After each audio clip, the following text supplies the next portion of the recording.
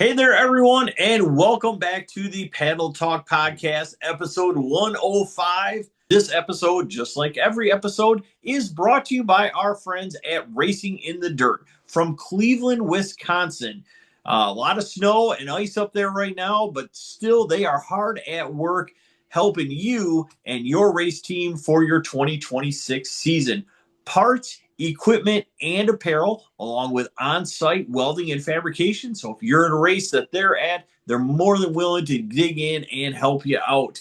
Um, just one mission up there at Racing in the Dirt, helping their customers have their best season yet. So give them a call today, area code 920-693-2000. That's area code 920-693-2000.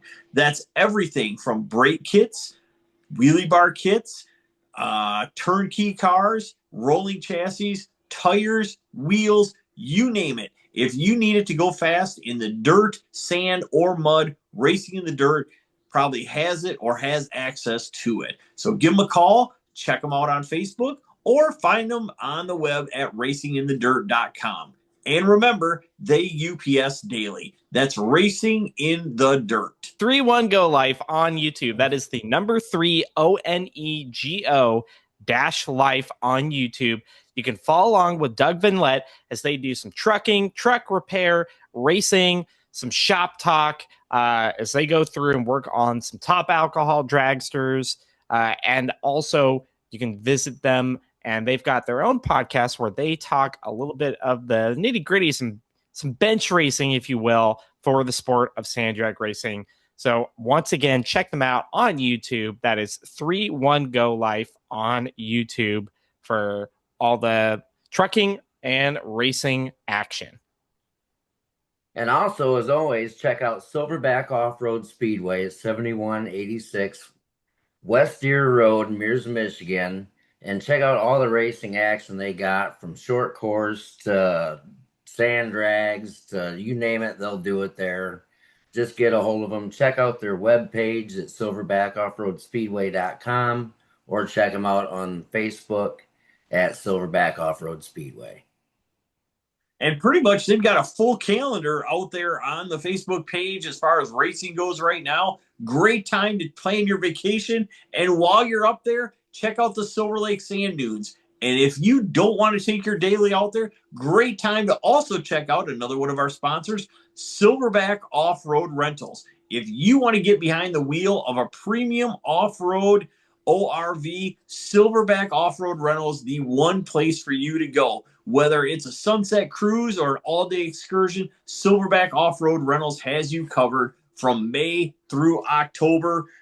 Check them out. Located very close to the entrance of the dunes. They are ready to get you hooked up and have you see all the beauty of the Silver Lake Sand Dunes. So check them out, Silverback Off-Road Rentals. And now, straight into the podcast, folks. Here we go. With me, as always, Midwest correspondent John Sorg, Midwest correspondent Damian Bowers, and our Southern traveling correspondent Dave Applegate Jr.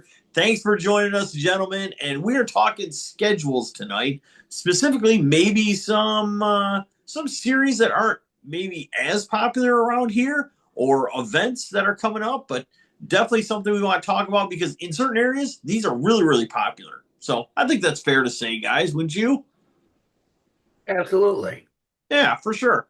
All right, so we're going to talk about an event that I was at last year, and I tell you what, it was a fantastic time for a one-day event. It is really, really cool. It is the Keys Peak Snow Hill Climb. Now, I've heard it now pronounced Keys Peak. I've heard it announced Kai's Peak. I'm going to stick with Keys because, well, that seems to work out pretty well. But the Keys Peak 2026 uphill snow drags. Our own Damian Bowers is even going to be on site this year. Damian, you're looking forward to it, I can tell. I'm looking forward to it. I'm just hoping it's not quite as cold as it has been this winter throughout. I'm going to tell you, bring insulated boots and your Carhartts because you'd rather be warm than freeze the entire day. Let's see. Carhartts, long johns, multiple layers of socks, etc., etc., etc. But you know what? It's going to be an interesting one. Got a long drive up there the Friday of. and then long drive back that Sunday. But Saturday's looking to be a wild time. Absolutely, man. It's going to be a lot of fun. I can tell. So, a lot of people are asking, hey, what are some classes? And I actually have some class schedules here. Now, this is what's really cool. So Class A is full body, like street trucks and stuff like that. That class is full already. They have online only signups. You can't sign up day of, which I think is really cool. Okay. That way you know what you have going on. They've got 34 trucks for that class, and that class is full at this point. Class B is OEM factory frame, factory style suspension. You can gut, but still got to be OEM looking body. DOTs or DOT cuts, no paddles, no tractor tires. They got 5 spots left in that class. Class C is open street, complete streetable trucks, including current license plates, working headlights, taillights. Power adders are okay if streetable, which I thought was kind of interesting. Got to have a roll cage if you've got some sort of topless ride. Cuts or DOT tires, no chains, no spikes. I believe no paddles there as well. That is also 19 of 20 spots filled there, so only 1 spot left at this point. Class D is an any chassis, no power adder. So basically, nitrous trucks with the bottle out, stuff like that. That should be a heck of a class. I already see a couple names on here that I recognize. Friend of ours, Matthew St. John, that big block Ford powered Colorado, is signed up for that class. Also, Brendan Whitgen, the 4-play Jeep, is also signed up for that class. That should be a heck of a class. I believe that is a class that Cam Boyd won last year with the Bronco, taking the bottle out. And then Class E is any chassis, power adders, okay. This is where you really start getting after it. DOT cuts or tractor tires, gutties, okay. No paddles, tire chains, or spikes. 24, 27 spots filled. This is where you're going to find people like Ray Mills. I believe you are also going to find Todd Bilesma and guys like that in this class. And then you get to Class F, any chassis, any tire, paddles, DOT, or tractors, power adders, yes. Just no tire chains or spikes. Again, that's the kind of thing. Yeah, those are some big trucks. Currently 19 of 23 spots filled for that class. And then they've got an open diesel class, which that could be quite the class as well. You see some diesels that really get after it. It says must be in a truck chassis. Anything goes as long as it's a diesel. Any tire allowed. That they've got some they have some openings in, but should be a really good class. They've got 6 spots open at this point in time. So should be pretty awesome. Ray Mills and the whole Florence County team up there doing excellent job. I saw a guy last year wearing an entire coyote pelt standing in the spectator area. Completely. Had the head was up on top of his head and the rest of it was going down his back. It was wild. But literally, huh? Literally, yes, wild. Literally. But it was pretty Now, cool. Just as a note of those classes with the open spots, that's as of recording this week. This will be a week old by the time this comes out, just as a note. Very true. Very true. Double Cam check. is joining us with a special guest as well. What's up there, sir? What's up? Not talking some snow climb stuff? We are talking snow climb stuff right now. John Sword, if you were going to go, what class would you want to run? Oh, I'd have to go in the open class. What, F? Yeah, something like that. Yeah, the any chassis, any power adder, let her eat. I mean, I'd have to let her eat. I have to do that. And then my second favorite would be that open diesel. I tell you, that open diesel class is pretty cool. They bring a lot of I trucks. really like watching them guys get down. And I will say, from a standpoint of community involvement, it's crazy. I mean, there's shuttles literally picking people up in town at the grocery store and stuff like that and bringing them to the snow hill and dropping them off. I mean, it's nuts. That is crazy. That's cool, though. I mean, And that It sounds like is. a lot of fun, really, and the whole town's involved. So I'm jealous that Damien's getting to go this year. I'm not gonna lie. I 100% would have gone if my schedule would have allowed it. So Dave it's Applegate, definitely you seem like a guy that would like to go up that hill as well. You could run the snowcat. What's that? You could run in the snowcat. The snowcat? Yeah, yeah. it's a big grader Grading thing. it. Look, maybe you know what? Maybe we should ask this question better. Dave, what's the most snow you've ever been on? Oh, I'm originally from Ohio, so I've been in plenty of deep snow. But in the last 10 years, 2 weeks ago, we got we got like 2 inches where I'm at. So So and That's like well, California. hold on, Snow. I'm not done yet. It was pretty exciting because I was looking out the bedroom window because it was like, I don't know, 20 something degrees and it got down to like 18 a couple times. And I'm looking out, I'm like, man, it looks cold. I could go out in the garage and tinker, but it looks pretty cold. I got, nah, I'm gonna stay in the house. I stayed in the house, and then I checked out later and I was talking to my stepdaughter Elsie. I'm like, Elsie, look outside. We can't see the driveway. Still see blades of grass, but we can't see the driveway. And it got pretty exciting, and then we went to sleep, and then the next morning about 1 o'clock it was gone. so So that's kind of how but the diesels, I'm with John. If I was going, I got a diesel that's pretty strong itself, not like them guys, nowhere near, but I got a pretty strong diesel. I would probably try my diesel truck going up the hill. I probably would. And I think they got a bit of an advantage because they're so heavy. They may dig down a little bit deeper and grab something. I don't know. Maybe not, but I would be following the diesels. I'd love to see that. last year you could have gone out there with an excavator and couldn't have dug any deeper than they were on that ice. Yeah.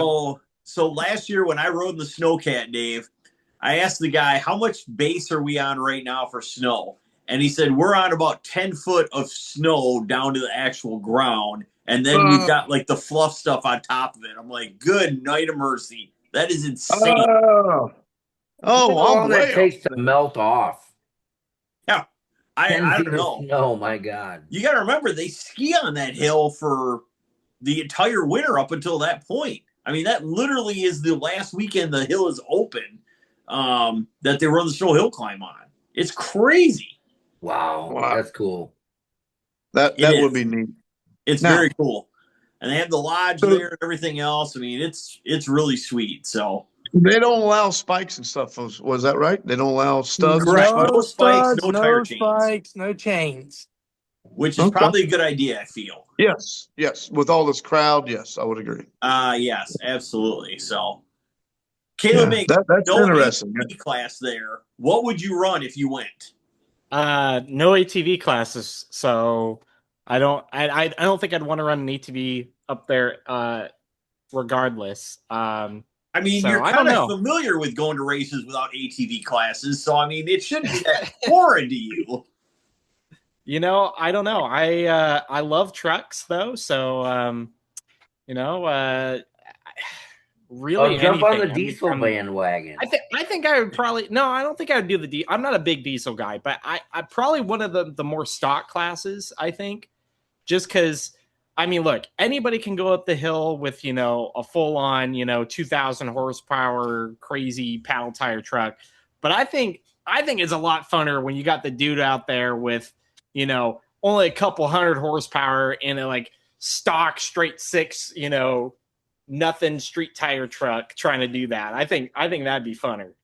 There was a guy with, I think it was like an 80s style Ford pickup last year, and I think that thing had a 300 straight six, and his shift light was when the valve started to float, he'd pull the next gear. It was There you go. insane. I'm like, how many RPM is that thing? And I stuck my head in there. All of them. Yeah, exactly. There's no tack whatsoever. It's like completely by ear. That's Love it. awesome.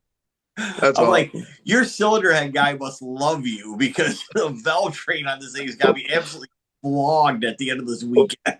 I got to say though, me and Caleb might be in the same boat here. If we went there, I haven't been around the real, a lot of cold in a while, and I know Caleb hasn't. So we'd probably just find somebody that's got a pickup truck sitting there watching with the heat on, and we'd be completely fine.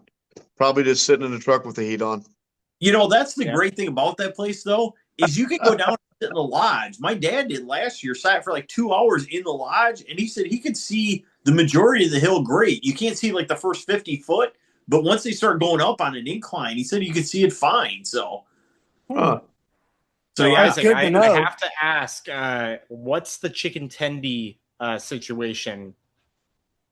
Do we have some chicken tenders in the lodge? Because I mean, I love when I used to go and snowboard here, and that was my favorite thing: is go in the lodge, get some chicken tenders. That was my comfort food.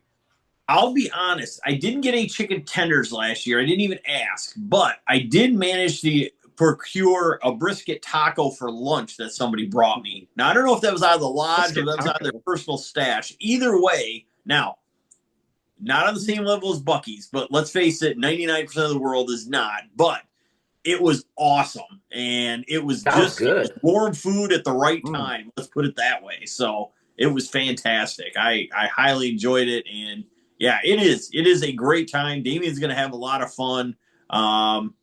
It's pretty wild. Seeing Tara McConnell and Joel Coolidge and Tyler Coolidge unload that Dakota last year and them fire that thing up was unbelievable. I'm like, I oh my don't know God. if they're going to make the trek out. I know Racing in the Dirt is not bringing anything themselves direct for this year. No, Aaron Cobier was there last year all the way from Canada with that black Bronco. And I mean, that thing, Oh yeah, he has put through the firewall pretty much the entire pass. That thing was I definitely can not just lacking imagine. either. I can just imagine trying to keep those nitrous bottles warm though. Yes, So that becomes quite the thing. So, but so should I be got, pretty awesome to see, I gotta say. But I got yeah, a the question, class. Oh, Isaac and sorry. Damien. That's okay. I got a question because I don't know the answer. This race, is it all heads up? I assume, right? Yes. Correct. Okay. Yep. Okay. All heads up. Heads Good. up. There's And multiple how far are people. they going? How far are they About going? So 300, 350 feet probably. I think last year was in like 250 just because of how much shutdown there is up at the top of the hill and stuff. They Oh, try okay. to have you out of the throttle while you're still on the hill. That way it takes off a bunch of speed before you crest over the top to turn around. But what I was gotcha. blown away at was the amount of hunks of paddle, fender liners, that kind of thing that were up at the top of the hill. I was like, my word, there's a ton of trash up here. When I rode up there in the snowcat, I'm like, good grief. But yeah, it's Wow. the community involvement though, and the amount of spectators is something that rivals any race I think we'll go to this year. I mean, it is absolutely crazy. And like I said, Ray Mills, the 101 Bar and Grill, have to bring them up. They're located just down the street. I mean, if you're looking for something to eat or something like that while you're up there, they take Northern care of. Lights. Yep, take care of everybody. Who's sponsoring your trip there, David? Ray Mills has gotten me the trip sponsored and the hotel room sponsored by the Northern Lights Bar and Grill, also right there down the street as well.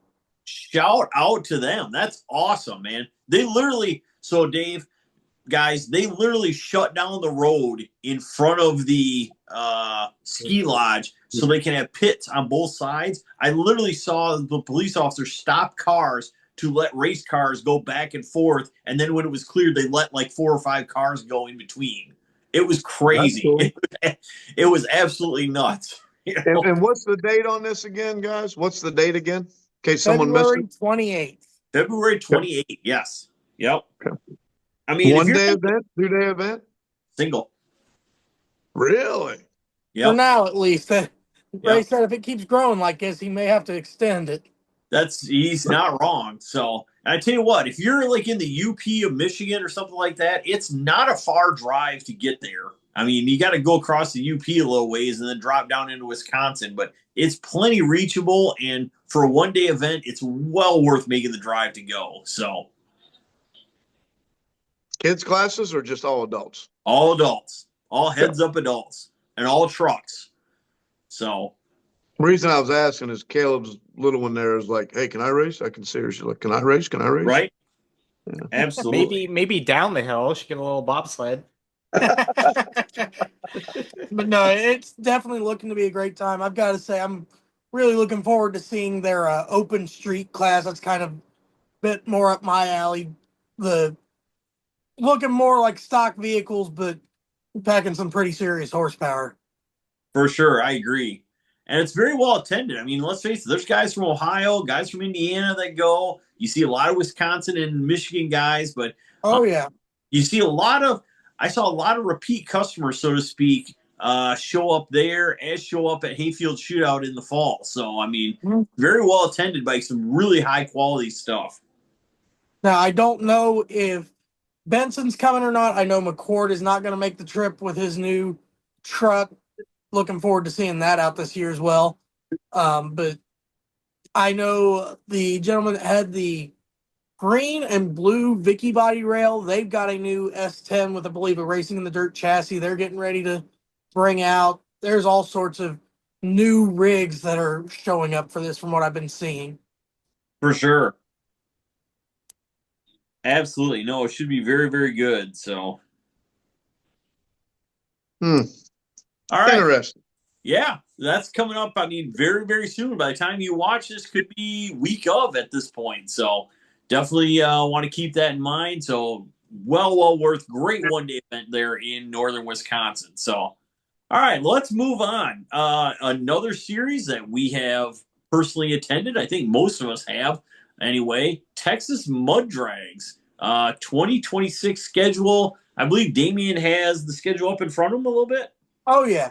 And it is a bit of a spread out series this year, but 4 races, kind of filling in with more of their racers that make a lot of them. They're starting off in Benton, Missouri at Benton Speedway, May 30th, down 817 County Road 505. Dirt track, 8 mile asphalt track. So they've got the circle track, they've got the drag strip.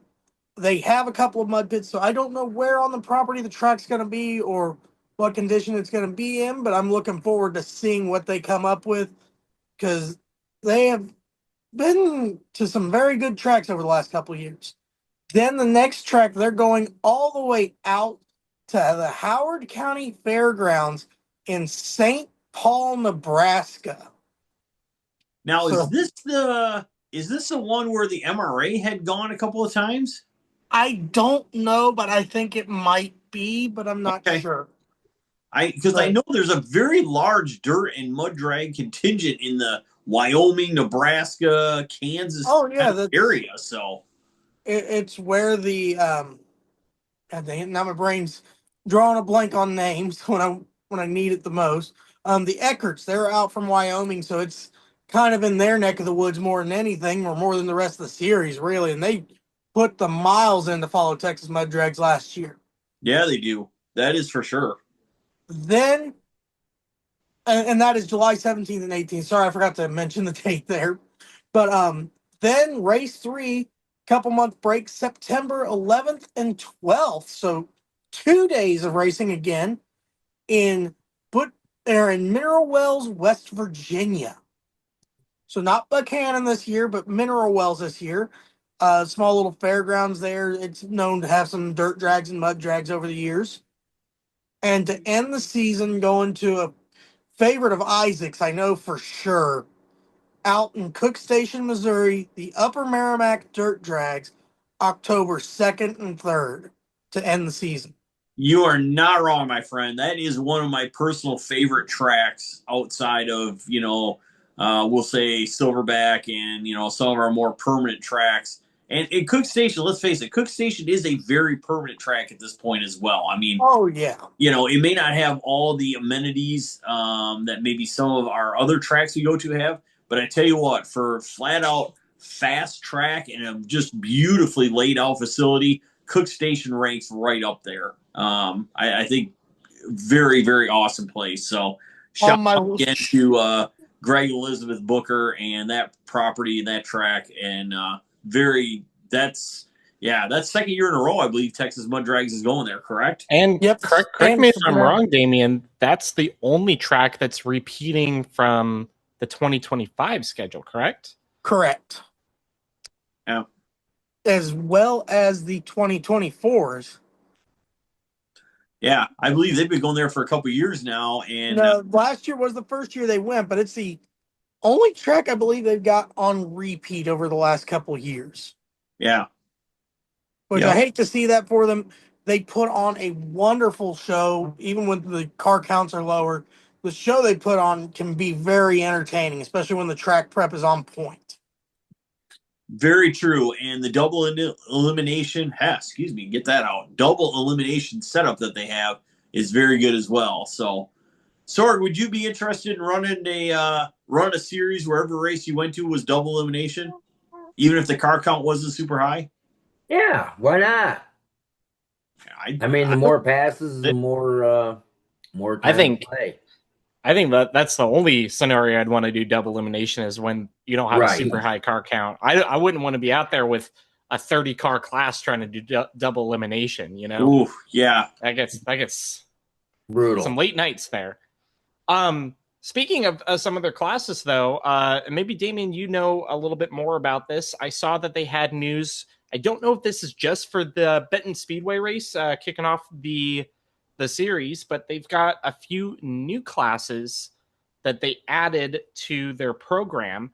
And this is basically bringing out more of the stock street trucks. So they've got a street power adder, street non-power adder, and then two diesel classes, a non-smoker and a smoker. So this all four-wheel drive, and then basically, you know, allowing diesel power classes. adders or not with them. Yeah, from what I have seen right now, that is only for Benton Speedway, though they have added a couple of other classes this year as well to go along with the full touring series. And those would include their NA small block class, their dang it. But yeah, their NA small block class, they have basically a mini trucks only class. So instead of the 3,600-pound class for the big blocks, mini trucks, Jeeps, and the smaller Broncos will be relegated to what they're calling Renegade, which is a 3,500-pound class with, I believe, leaf springs only. I did hear this about it, that they're going to have a stink bug class too. Ain't that right, Damien? Because that's what Damien's doing back there when he went like this. He's got a bunch of stink bugs flying around. Is that right? Is there going to be a stink bug class there, Damien? Damien? I Did we feel like lose you'd Damien? see that. It has been getting warmer down in Indiana, so maybe they've started to have Dave. That's entirely. Yeah, I don't know. yeah. Damien's been fighting stink bugs all day today, and I just happened to see him do this. And I'm like, oh, yep, stink bug Well, class. thankfully, a lot of the times that doesn't show up because I'm not the one with the ring around my face. Also true, but we don't want people to think you're having a seizure or something like that. There's actually some other stuff going Yeah, on. we need to let them know you're safe. Yes, that's exactly right. Nobody needs to email or send us a message. All right, Damien's okay. He's not just gonna crank off. I and have be never off once the camera. claimed to be okay. Well, that's true. All right, so Texas Mud Drags coming out strong with a good 2026 program. I feel so. Yeah, absolutely. All right, so moving on then to the MRA Mud Racers Association, a series that we have covered pretty extensively. Our friends from Racing in the Dirt do their best to not only make the Texas Mud Drags race, but also go to the MRA stuff. So shout out to Scott and Shane and the crew as they put some miles on going to those places as well. But I have the 2026 MRA schedule up in front of me, so let's go through that a second. They are going to start off in Fountain, Florida at the North Florida Motorplex. This is a race that got rained out the first time last year, if I remember correctly, and then got rescheduled, if I remember right. But currently scheduled as their season opener, May 15 through 16, down in Fountain, Florida. Then in June, the 19th and 20th, they're headed back to, as Damien said, or Dave said, one of my favorite places, the Upper Merrimack Dirt Drags in Cook Station, Missouri. So June 19th and 20th. I'm not going to lie. My goal is to cover a race back there at some point in time and go down a day early because that place is also a huge tubing and rafting place down the river there. My goal is to go back, do the rafting or tubing the day before, and then cover the race the next day. That's kind of Just my don't goal. get lost in the caves. Don't get lost in the caves there. No, we're not going to the caves. This fat guy does not go underground unless he absolutely has to. So we'll just keep that on the, above ground is best. So, all right, July 17th and 18th, the House of Humidity DT's Dirt Drags in Gore Springs, Mississippi. Good night of mercy, middle of July. I can already feel the sweat beating up on the back of my neck. That just sounds hot. Oh my gosh. But MRA is going to be there. Should be a great time. DT's a wonderful establishment. We've covered races from there before. Then August 21st and 22nd, Eureka, Missouri, Brookdale Farms. This is a track I'm not familiar with. Does anybody else know anything about it? Damien has his hand up already. All right. This is a returning track. It's been a good number of years since they have been there, but this is a track that's been known to break a lot of wheelie bars over the years. A lot of pictures you see of cars, four wheels up in the air. I believe it's the same track, but I'm not sure. That Kelly Albertson a few years ago on the top end may have grabbed the brakes a little too hard or the trans brake button, because a lot of them guys go low gear only, and ended up flipping the truck over forwards because of it. So this track, it's been a good number of years since they've been there, but every time I've been there, it's been action, or I've seen them go there, it's been action packed. Wow. Okay, impressive. No, that is a place I'm not. So they're visiting the state of Missouri twice, and then their season finale is right in Damian Bauer's backyard, September 25 and 26. They will be at the Wagler Motorsports Park in Lyons, Indiana. This is a return as well for them, as they were at Wagler last year, correct? Yes, they were at Wagler last year. Nick Davis just finished uploading on Back Channel Productions a lot of their coverage from there this year. Last year, the track, they didn't quite have a ripper, so it wasn't quite as deep, but it was a record-setting track in its own in the modified paddles division, and a lot of excitement. Couple trucks ended up rolling. Billy Fling with Reality Check ended up doing a bit of a grind across the K rail, or the concrete rails they had along the track. So it looks to be an exciting place. I talked to them at PRI. They're excited to be back, and they're hoping to put a better race on this year than they did last year. Fantastic, man. No, I love it. I love it. And hey, shout out Nick Davis from Back Channel Productions. That dude does phenomenal job with the MRA stuff, and really, really impressive. Check him out on YouTube as well. All right, Dave Applegate. I'll ask you, and then I'll ask Johnny the same question. Would you rather go to a brand new track, or would you rather go to a track you've been to before? I'm going with a new track. I've got to say a new track, because we're all here for, really, other than enjoying ourselves and meeting new friends and just hanging with our friends, we want to see the sport grow. So I'm all about new tracks. I know of two of them that are coming out that I'm aware of this year. And definitely have plans on hitting both. Actually, the one I will be at this weekend here, Valentine's weekend, I will be at that track this weekend. That's the new tour wide. So I will be down there this weekend checking that out. But I would say the new tracks. Yes, I would say new tracks, 100%. Johnny, what about you? I'm gonna back Dave up on this one. I want to go to a new track. I'm pumped up to go to a new track. I can see that. So, Good question, by the way, Isaac. Good question. Yeah.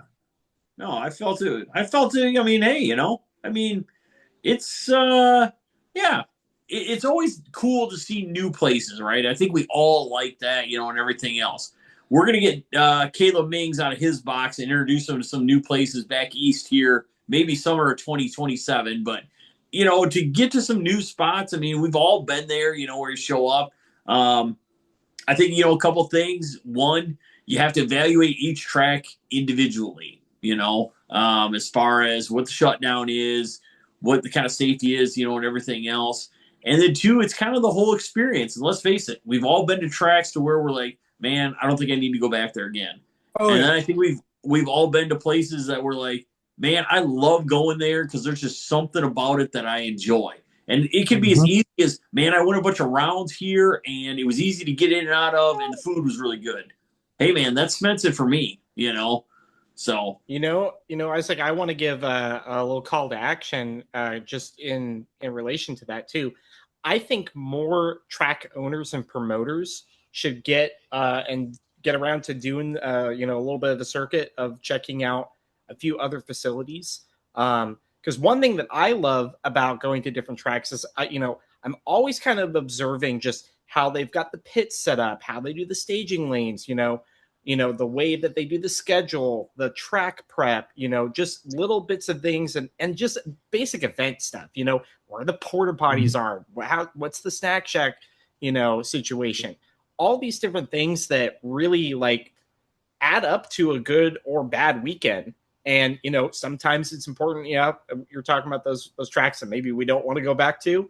Sometimes it's just as important to, have promoters go out and see like, oh crap, that place, that's no good. Okay, we're doing this right. And there's other times where you go to some of these facilities and, we're talking MRA here, 200-foot mud racing. There still is, valuable information to be gathered for 300-foot sand drag facilities too. Oh, just yeah. with how these places run. So I really want to see the promoters and the owners of different tracks go and travel and see how other places run the show too. For sure. And I think that's a great point, Caleb. You can never sit back on your laurels and say, well, we're running the best program we can or something like that. There's always something to be learned at other places. Right, wrong, or indifferent, you can always learn something going to a different race. I don't care if it's a fair race, an established race, a temp track, which you guys on the West Coast are a lot more familiar with than we are. I'm thinking back Prim, Laughlin, places like that. I mean, you guys don't have a ton of permanent facilities, like we do back east. It's kind of a funny thought for me, but it's true. So yes, I 100% agree with you on that, and you're spot on. So Definitely. yes, Dave. I think what Caleb just said is 100% correct, but I also feel that if you go to a racetrack, you can pretty much tell how that track is by spectators. Spectators aren't going to go to a track that if their wife, girlfriend, or kid needs to use the restroom and the toilet and the porta potty hasn't been done in 2 months, they're not going to go back. Right. Definitely. If there's nothing there to snack on, so really a lot of times you can just get to a facility and look around and be like, yep, it's all racers. That's pretty much what we know. And you go to one that's got a lot of spectators, then you're like, hey, this must be run pretty good. Just my opinion that I think you can see a lot just by the amount of spectators that come out. Now, spectators may, it might depend on where the track is located close to towns and stuff, of course, but I still feel that, I know I've been to some tracks where, there's a lot of tracks don't have regular bathrooms, and you go there and like, man, when's the last time they even cleaned these? Well, how do you, as a track owner, how do you expect to bring people in if kids and, you know what I mean? I'm just throwing that out there. Like, I feel that a lot of that you can just see by how many people go to the track other than racers. I don't disagree with you. Don't disagree with you one iota.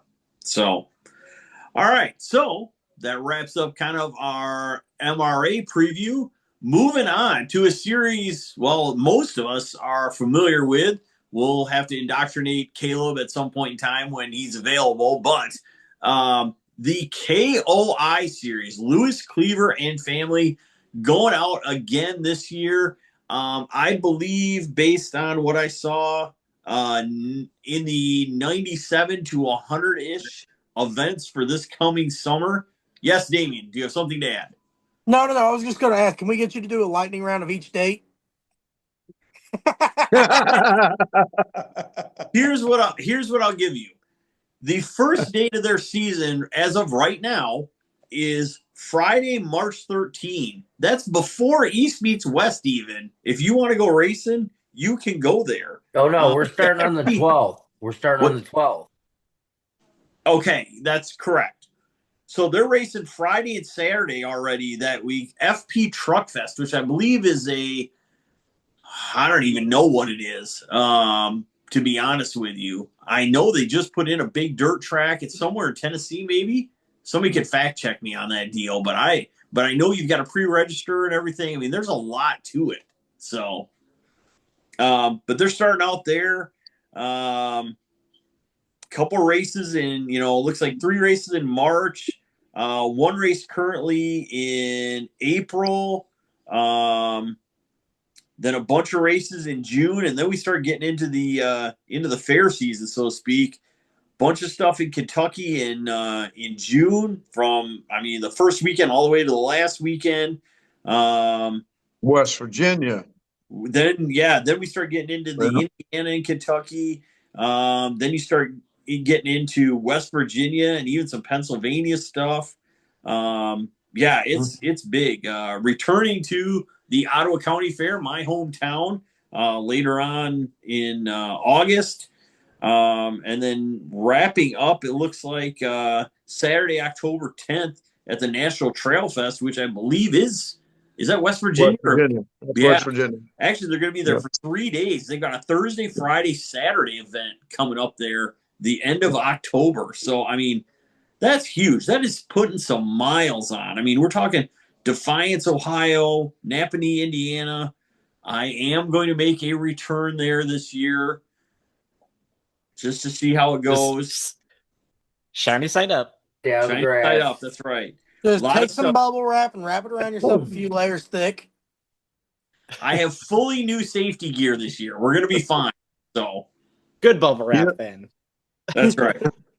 Speaking of KOI, Lewis, as I'm sure, I don't mean to take Isaac's thunder here, but Lewis and his family does a fantastic job.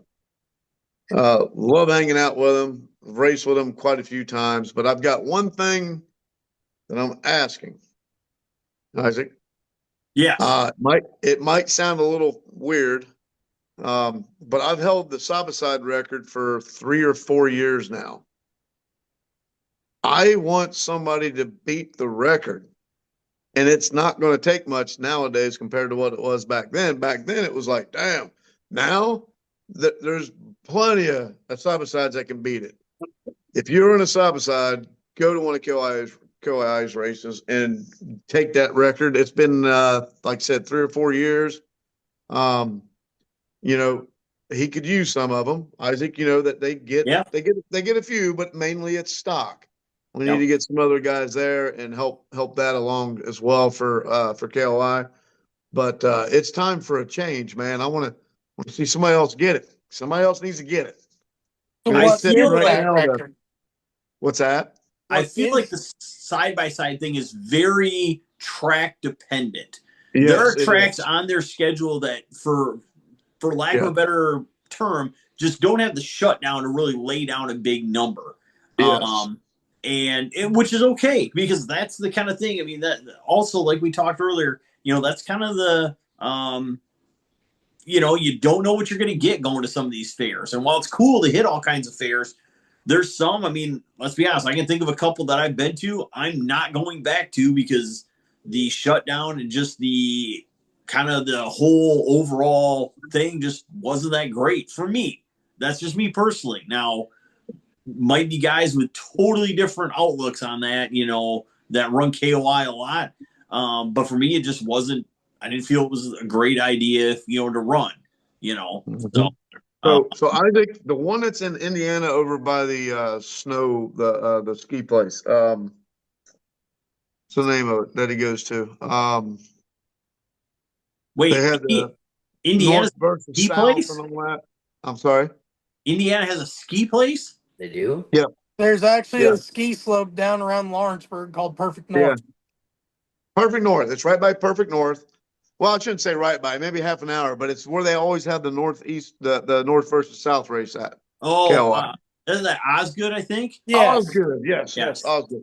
So that's where I was able to break the record. So because it's got pretty good shutdown for, for that, it worked out pretty well because you're on that track, horse track, whatever, right there. So, but I would love to see somebody do it. But that's where it happened. That was Osgood. Yeah. I like where you're talking. I've never personally been to Osgood, but Oh, it's nice. It's nice. I'm kind of toying with the idea of going down there this year. Paul Moore, friend of ours, friend of the show, that's been on here multiple times. Paul Moore actually holds the record down there. And I believe set it at Osgood with a big number in the ATV class, the open outlaw class. Well, he did, and I don't want to. So while we was there that same weekend, I ran in I think that's another thing we didn't mention. If you go to KOI's races, it's not like you can just jump in one. There is multiple classes you can jump in for very inexpensive and enjoy the whole evening, right? Well, I got many of them. $10 entry fee. You might as well race a bunch while you're there, right? I mean, let's face it. Well, I ended up running, a girl that unfortunately is no longer with us, and that's Stephanie, right? And I remember looking over and I seen Paul and I seen Stephanie, and I'm in my side by side. She's in the right lane, I'm in the left, and I'm like, man. And it was an open outlaw, I think it was. And I didn't, I jumped in there and I wasn't expecting to have to run Stephanie first round, right? So I'm like, well, I had a good time, right? Man, tree comes down, I take off, and I don't see her. And I'm like, holy cow, well, 200 feet, it's not going to take very long. And I'm like, oh, I got her. And man, I mean, at the last 20, 30 feet, it was like, holy cow, man. Like she went around me like I was going 30 miles an hour in reverse, and I think she ended up winning that night, as a matter of fact. So, but yeah, that was, I love Osgood, man. That was a great time. I'd love to go back there. It was a great time. Caleb Mings, I feel like when you're editing this would be a really good spot for the Dominic Toretto and Brian Seed from Fast and Furious. Dude, I almost had you. Dude, you didn't even have your car. I did. I was excited too. Like I really, I was excited. Like, man, I'm going to get her. Well, afterwards, Stephanie told me, she's like, well, I took off and it just went, whoop. It just done this. And she goes, I just stayed in it. I got back in it and took off and I got around you. I'm like, hey, you got around me, you think? Like, holy cow, man. Well, Paul Moore can build it. Paul Moore makes them fast, man. I got to give credit to him. Tell you what, there's very few around that do as good a job as Paul does. And I believe I saw a Facebook post by somebody that it said something about after a summer keeping up with Paul on the nitrous bikes, and it was a pile of pistons. He is not afraid to melt that thing into the crankcase if so be it. So, John Sorg, you went to your first KOI race last summer. What'd you think? I had a freaking riot when I had time to. It was a good time. A lot of people there, a lot of people I didn't know. It was cool. I mean, we got to see the fastest side-by-side KOI pass ever. True.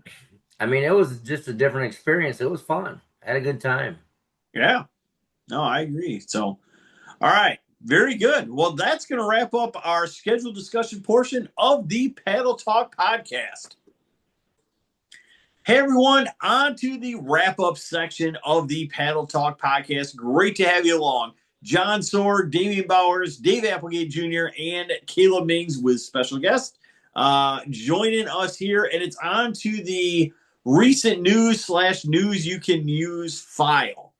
And, well, hey, I'll open it up. Who wants to go first? I'll wrap things up at the end. So how's that? So out of you four, who wants to start? Go first. Dave Applegate, I love it. Go for it, buddy. All right, news you can use. We kind of mentioned this a little bit earlier, or I did. But there is a race coming up that I was asked to help out with, and that's at Grand River Motorsports Park in Alabama, Robertsdale, Alabama. So I'll be going there this week, or this weekend. Actually, be last weekend, I guess, when this is posted, I'd assume. But anyways, I'll be down there. And with that, once that race is done, I'm going to be driving a little bit farther south, and we'll be going to the 4-wide. I'm going to be doing some videos, get a little bit of stuff done, get some pictures and whatnot, talk to the owner, So we will have some information coming to you guys about the 4 wide that's coming up in the Mobile, Alabama area. That is very interesting to me. The whole 4 wide concept is pretty wild. Yes. I have to say. Yes. So so far he's saying about calling it Top Shelf Motorsports Park. We'll see. But we'll find some more information out. So stay tuned. Might be a week or so before we get it all together, but I will be down there the weekend of Valentine's Day and be spending some time with Casey Smith and his guys, as well as Grand River Motorsports Park. There's a little race down there. It's nothing major, but might do a video or two. We'll see. But that's what I've got, Isaac. Love it. Love it. Well done, Dave. All right. Who's next? Bueller. Damon, you got something?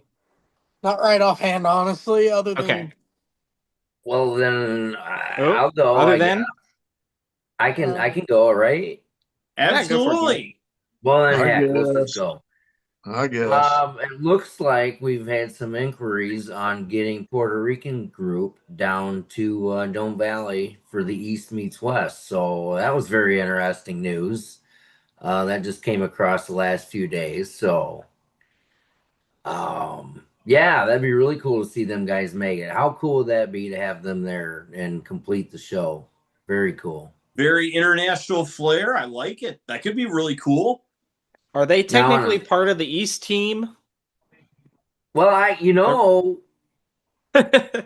you're right. They would be. They are pretty East. They're pretty East. We'll have to put them on somewhere. Yeah. There you go. Bring it on, guys. That's be awesome. Hope you make it. That is an interesting thought, Caleb Mings. I'm not going to lie. Are they on the East team? Yeah. Now, obviously, like as John's saying, they're working on figuring out the logistics because obviously to get cars from Puerto Rico, they go and ship them up some cargo containers to Florida and then got to get them either by rail or truck all the way out to Arizona and then obviously back to be able to go back to the island and stuff. So details are still being worked out for it, but fingers crossed that they'll be there. Yeah, that sounds like a crazy amount of logistics, I got to say. That would be pretty cool. That would be pretty cool. Now, okay, if you guys notice, I gave a little pause there because you might not want to delete this later. So I gave a pause so you got time to delete it. But John, is it possible that Bad Bunny will be coming along with them? Oh. Bugs Bunny?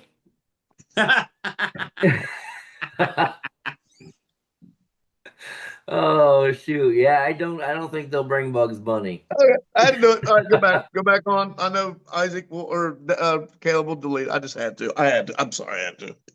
That's a good move, though, Dave. I like that. We'll take it. Or maybe we leave it on there. It's whatever. I can see John's. I better not say that either because me and John's the same height. I was like, hell, John probably fit right in there. I'm on the roll tonight, boys. I'm on the roll. But it is cool. I would love to see, look, we always talk about the Puerto Ricans coming up here. Man, maybe we all need to plan a year where we just make a trip and we go and support them. It's been done in the past. It needs to be figured out. I'm sorry, you guys are talking at the same time. Go ahead. East meets West in Puerto Rico some year. I'm not sure there's enough rafts to get everything over to the island from here. Yeah. That's a good point. I think it's going to be a U.S. versus Puerto Rico type thing. Like we did. What was that, 2019 that we did? Where we sent cars there? Somewhere right around there where we had Rose all went down there and who else? The Pass. Russ Bailey, Jimmy DePass, Dave Huffman. Yeah. We had one of them, the Jeep twin turbo Jeep that Zavalo's been working on lately. Yep. Nice. I just want to see some of the rotary engines, man. I would love to watch them in person. Them things they are evil sounding. Man, that is neat. And I love watching them.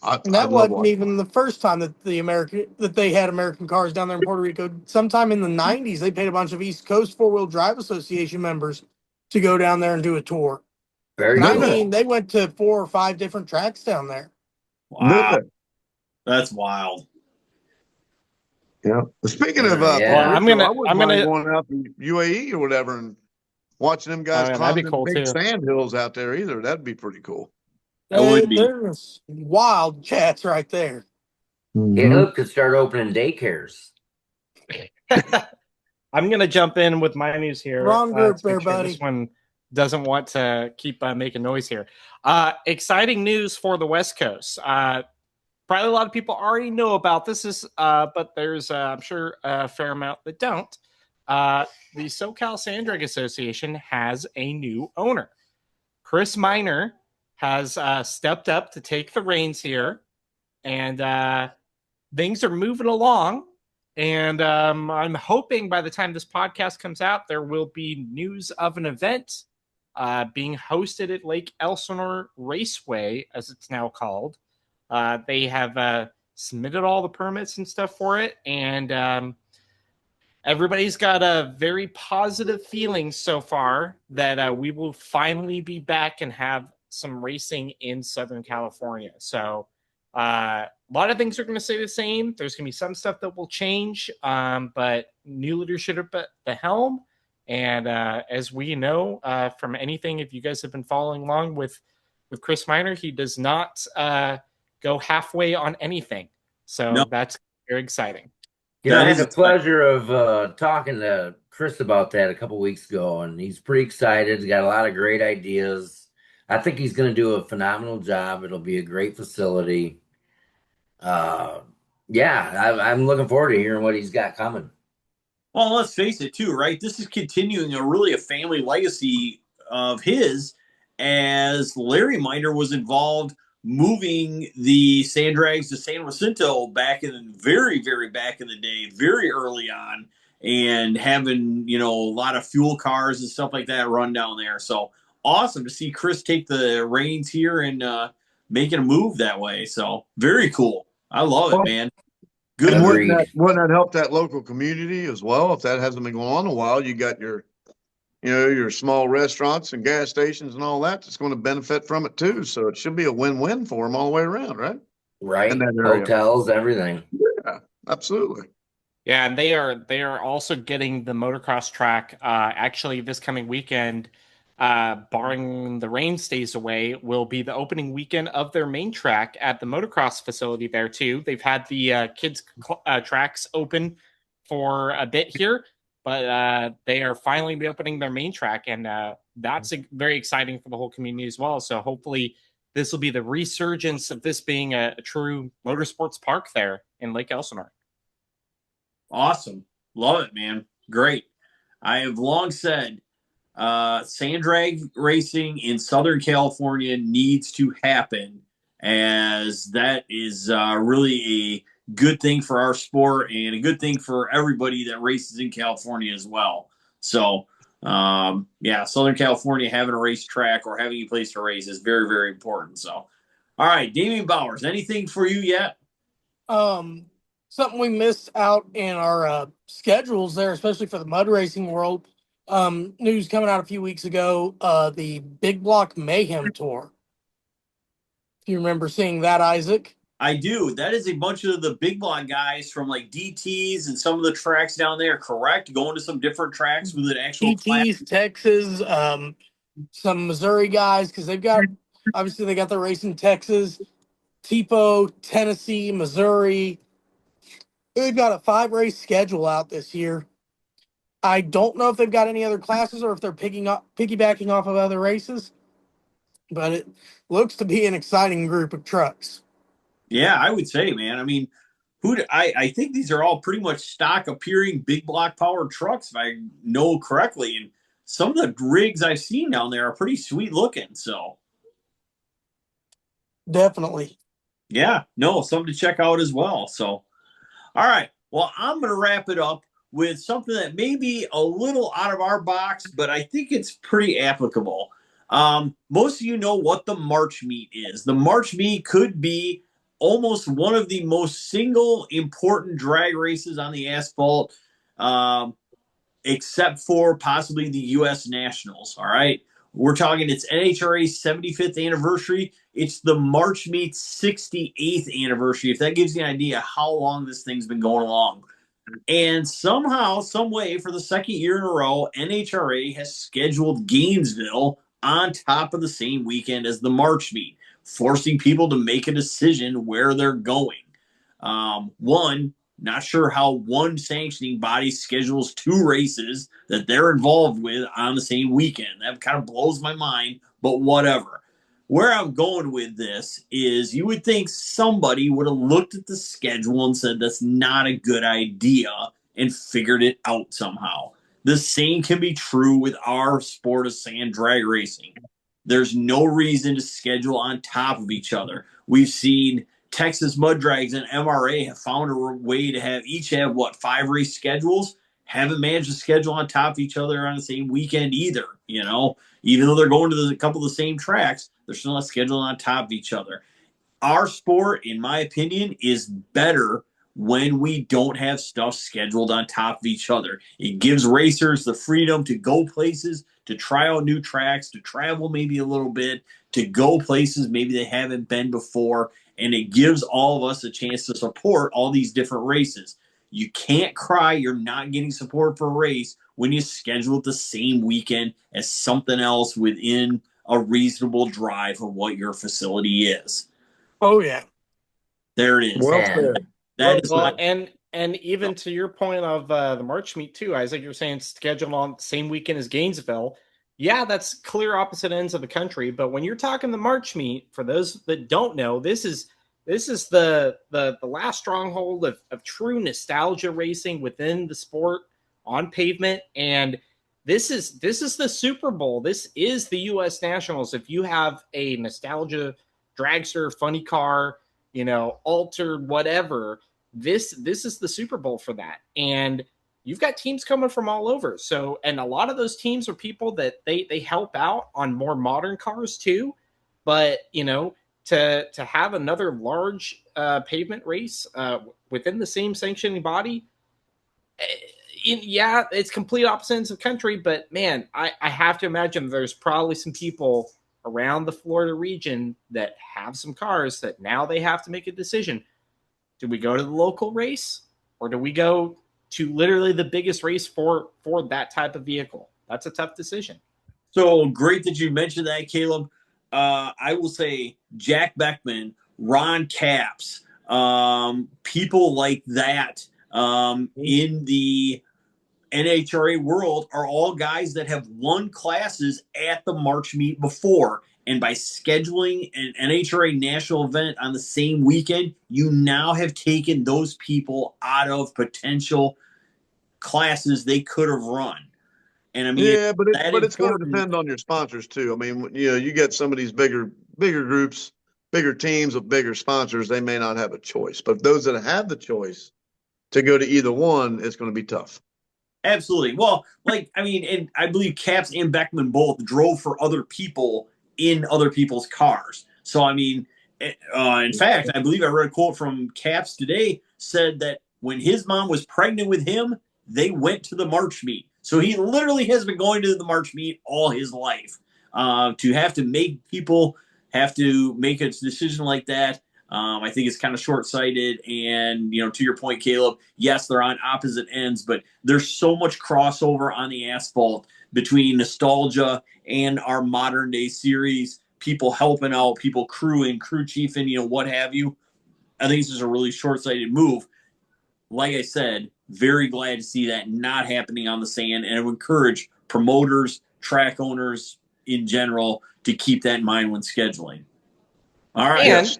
perfect little plug here to wrap this up too.